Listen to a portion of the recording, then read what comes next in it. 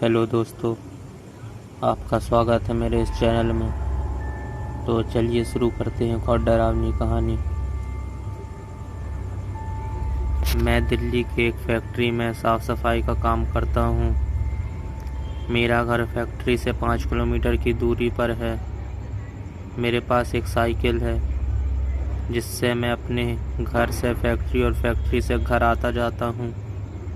एक दिन जब मैं फैक्ट्री से घर जा रहा था तो रास्ते में मुझे एक लड़की दिखाई दी और वह मुझे घूर घूर के देख रही थी। मैं उसे टालते हुए अपने घर की ओर निकल पड़ा। दूसरे दिन फिर वही लड़की मुझे उसी जगह पर दिखाई दी और वह मुझे फिर से घूरने लगी। फिर भी मैंने उसकी तरफ पलट के नहीं देखा और अपने घर की ओर निकल पड़ा। मैं उसके पास रुका भी नहीं क्योंकि मुझे उस लड़की से डर लग रहा था। वह लड़की कई दिनों तक मुझे देखती रहती थी। एक दिन वह लड़की वहाँ पर नहीं दिखाई दी तो मैं सोच में पड़ गया, ऐसा क्या हुआ जो वह लड़की आज नहीं आई। फिर मैं अपने घर की तरफ निकल पड़ा।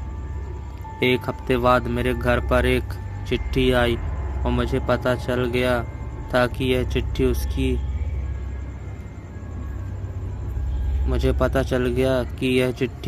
उसकी है।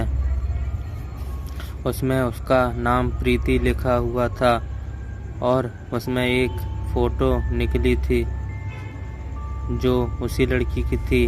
मैं चौंक गया कि उसे मेरा पता कैसे चल गया।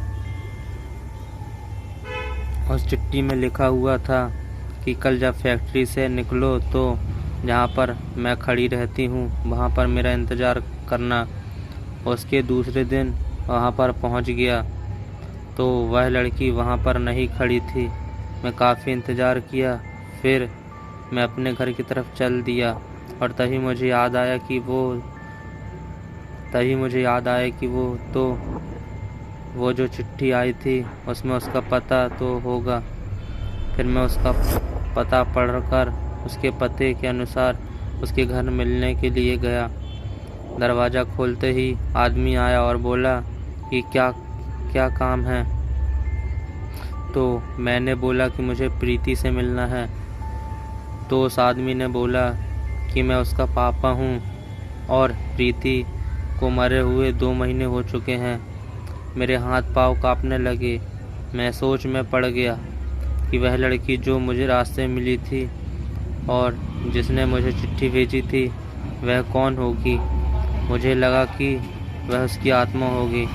तभी प्रीति के पापा ने मुझे दिखाया कि देख लो, उसकी तस्वीर पर माला पड़ा हुआ था। तभी मैं भागकर अपने घर पहुंचा। फिर मैंने उस चिट्ठी को जला दिया और उस दिन के बाद मैंने कभी भी अनजान लोगों से मिलना और बात करना बंद कर दिया। तो आपको कैसी लगी ये कहानी कमेंट में ज़रूर बताएं।